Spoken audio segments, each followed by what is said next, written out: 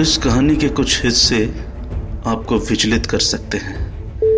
कृपया कमजोर दिल वाले और बच्चे इस कहानी को ना सुने। पता नहीं बेटी, तेरे भाग्य में क्या लिखा है। इतनी सुंदर है, पढ़ी लिखी है, संस्कारी है, फिर भी तेरे लिए कोई अच्छा शादी का रिश्ता ही नहीं आ रहा। मेरी माँ ने काफी दुखी होकर मेरी दीदी से ये सब कहा। दीदी ये सुनकर चुपचाप सर झुकाए अपने कमरे में चली गई। क्या गरीब घरों की बेटियों की शादी नहीं होती? बस इस दहेज के कारण मेरे बेटी की शादी नहीं हो पा रही है। माँ ने फिर से अपना रोना चालू कर दिया। पापा भी दीदी की शादी को लेकर काफी चिंतित थे। बेचारे एक छोटे से कपड़ों की दुकान में काम करते। अपने बच्चों को पढ़ा लिखा दिया, अच्छे संस्कार दिए, यही बहुत था। पर दहेज देने की काबिलियत उनमें नहीं थी। हर लड़का जिससे भी शादी की बात होती, वो अपना मुंह फाड़कर भारी भरकम दहेज की मांग करता। रिश्ता वहीं टूट जाता। इस बात से पूरा घर दुखी था। मां सुबह शाम मंदिर की घंटियां बजाती रहती।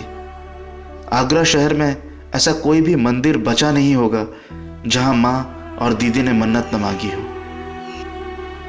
कहते हैं ना, भगवान के घर देर है पर अंधेर नहीं। दीदी के लिए एक रिश्ता आया। वो लोग बहुत अमीर थे और अच्छी बात यह थी कि दहेज के सख्त खिलाफ थे। लड़का भी बहुत हैंडसम था। पर एक बात थी जो हमें थोड़ा परेशान कर रही थी। उनकी पहले भी एक बार शादी हो चुकी थी। शादी के 3 साल बाद उनकी बीवी घर छोड़ के कहीं चली गई थी। माँ ने दीदी को समझाया कि लाइफ में सब कुछ नहीं मिलता। कभी कभी बड़ी खुशी के लिए छोटी छोटी चीजों को नजरअंदाज कर देना चाहिए। आखिरकार दीदी ने रिश्ते के लिए हाँ कह दिया। 2 महीने बाद शादी बड़ी धूमधाम से हुई। दीदी बहुत खुश थी। 1 महीने बाद जब मैं उनसे मिलने लखनऊ गया तो देखा कि उनका घर बहुत बड़ा और आलीशान महलों जैसा था। पुश्तैनी हवेलियां ऐसी ही होती हैं। उस घर में इतने कमरे थे कि पूरा घर देखने में ही 1 महीना लग जाता। दीदी ने भी मजाक में कहा कि उन्होंने भी अभी तक पूरा घर नहीं देखा है। दीदी के सास ससुर दोनों ही बहुत अच्छे थे और मिलनसार थे। इतना प्यार पाकर मुझे बहुत खुशी हुई कि मेरी दीदी की इतनी अच्छे घर में शादी हुई है। मैंने वापस आकर ये सारी बातें घर में बताई तो सब बहुत खुश हुए। देखते देखते 5 महीना बीत गया। एक दिन जब मैं कॉलेज से घर आया तो एक खुशखबरी सुनने को मिली। दीदी प्रेग्नेंट थी। इस खबर से हमारे घर में और दीदी के ससुराल में जैसे खुशी की लहर दौड़ गई। माँ हर हफ्ते दीदी के लिए अच्छे अच्छे पकवान बनाकर भेजती। दीदी के घर में भी उनका बहुत ख्याल रखा जाता। दीदी की सास उन्हें प्लेट भर भर के मावा और घी खिलाती। वो मजाक में कहती, उन्हें बच्चा बहुत मोटा चाहिए। ये बात सुनकर दीदी बहुत हंसती। हम सब बहुत खुश थे और दीदी के घर आने का इंतजार करने लगे। पर एक दिन दीदी की सास ने माँ को फोन करके कहा कि पहली डिलीवरी उनके यहाँ लखनऊ में ही होगी, क्योंकि उनके रस्म के हिसाब से घर का पहला बच्चा अपने ही घर में होना चाहिए।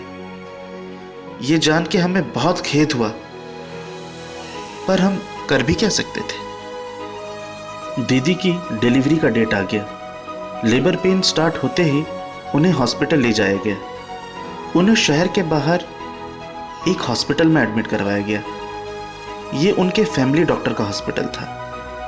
हम हॉस्पिटल पहुंच गए, पर दीदी के सास ससुर नहीं आए। उन्होंने सुबह से अपने घर में कोई पूजा रखी हुई थी। दीदी को डिलीवरी रूम ले गए। आधे घंटे बाद डॉक्टर वापस आए और कहा कि दीदी की हालत बहुत ख़राब है और दीदी और बच्चे में वो किसी एक को ही बचा पाएंगे। ये बात सुनकर हम सुन रह गए।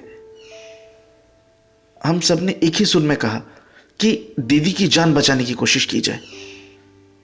कुछ समय बाद डॉक्टर वापस आए और उन्होंने कहा कि दीदी ठीक हैं, पर वो बच्चे को नहीं बचा पाए। हमारा रो रो कर बहुत बुरा हाल था।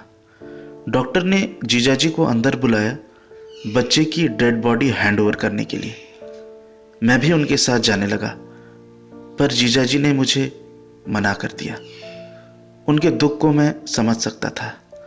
वो बच्चे के अंतिम संस्कार के लिए कब उसे लेकर बाहर चले गए ये हम जान भी नहीं पाए। हम भी बहुत दुखी थे, पर हम चुप रहे और सारा ध्यान दीदी पे लगा दिया। दीदी को 2 घंटे बाद जब होश आया, बच्चे की मौत की खबर सुनकर वो फूट फूट कर रोने लगी। उन्हें चुप करवा पाना बहुत मुश्किल था। दीदी पूरी तरह से पागलों जैसी हो गई थी। ये देख हमने डिसाइड किया कि दीदी को अपने घर कुछ दिनों के लिए, पर ले जाने से पहले उनके सास ससुर से बात करना जरूरी था। क्योंकि माँ दीदी के पास थी, मैं ही उनके घर चला गया। दीदी के कपड़े और कुछ सामान लेने मैं उनके घर गया। उनके सास ससुर से बात करने के लिए मैं उनके कमरे में गया, पर पूरा घर खाली पड़ा था। कोई भी नजर नहीं आ रहा था। मैंने दीदी के कमरे से उनके कुछ कपड़े बैग में डाले और हॉस्पिटल के लिए बाहर जाने लगा। तभी मुझे एक हल्की सी आवाज़ सुनाई दी, जैसे कि कोई रो रहा है। आवाज़ कहाँ से आ रही थी ये पता नहीं चल पा रहा था। मैं आवाज़ को अनसुना कर बाहर की ओर बढ़ने लगा, पर अब आवाज़ और ज़ोर से आने लगी। ये आवाज़ उनके बेसमेंट से आ रही थी।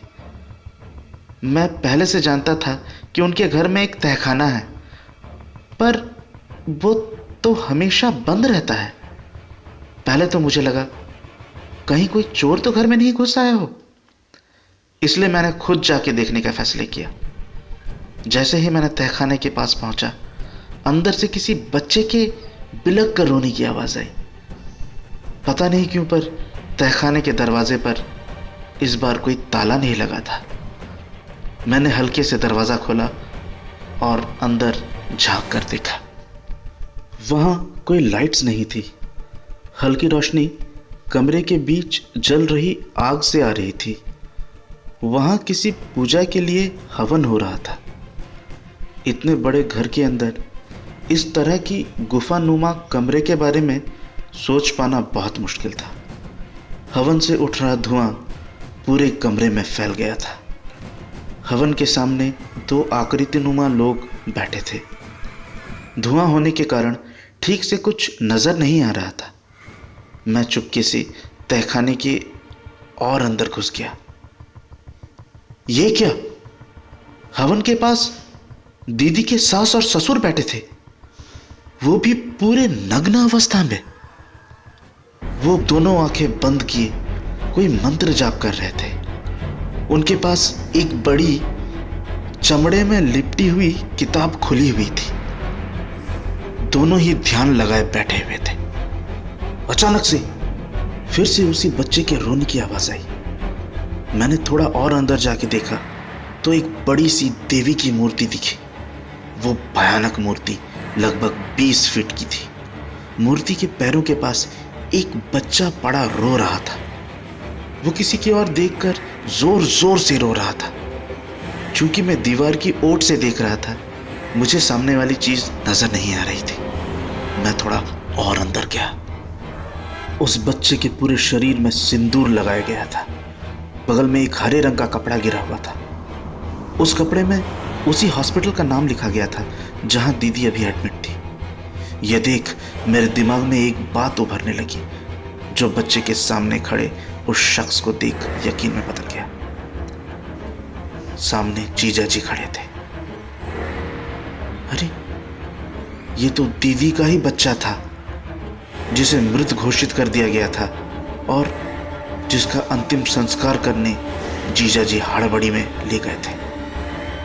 पर अगर ये बच्चा जिंदा है तो यहाँ इस कमरे में क्या कर रहा है, वो भी ऐसी स्थिति में? जीजा जी ने तुरंत अपने कपड़े खोल दिए और अपने शरीर में भस्म लगाने लगे। उनके हाथों में एक बड़ा खंजर चमक रहा था। कहीं कहीं ये किसी बली वली का चक्कर तो नहीं? पर कोई अपने ही बच्चे के साथ ऐसा कैसे कर सकता है? जीजाजी ने जैसे ही बच्चे की तरफ खंजर उठाया, मेरे मुंह से चीख निकल गई। मुझे वहां देख दीदी की सास, जो कि अब तक आंखें बंद किए हुए ध्यान में थी, मेरे पास दौड़ते हुए आई और उन्होंने मेरे ऊपर कुछ चावल के दाने फेंके। मेरे ऊपर वो दाने पड़ते ही जैसे मेरा पूरा शरीर जड़ हो गया। मैं अपनी जगह से हिल भी नहीं पा रहा था। मेरे मुंह से आवाज तक नहीं निकल पा रही थी। सिर्फ मेरी सांसें चल रही थी और मेरी दोनों आंखें खुली हुई थी। मुझे इस अवस्था में देख पूरा परिवार फिर से अपने काम में जुड़ गया। जीजाजी ने एक मंत्र उसी चमड़े के किताब से बड़ी जोर से पढ़ा और बच्चे के सीने में वो खंजर उतार दिया। बच्चे के मुंह से चीख भी नहीं निकल पाई, क्योंकि उसका मुंह उसी के खून से भर गया था। मेरी आंखों के सामने ही उन लोगों ने उस बच्चे को गिद्ध के समान नोच डाला। किसी के मुंह में उसके छोटे छोटे हाथ थे, तो कोई उसका सर नोच नोच कर खा। मेरे जीजाजी अपने ही बच्चे के छोटे छोटे पैरों को हड्डियों समेत चबा रहे थे। पूरा परिवार नरभक्षी था।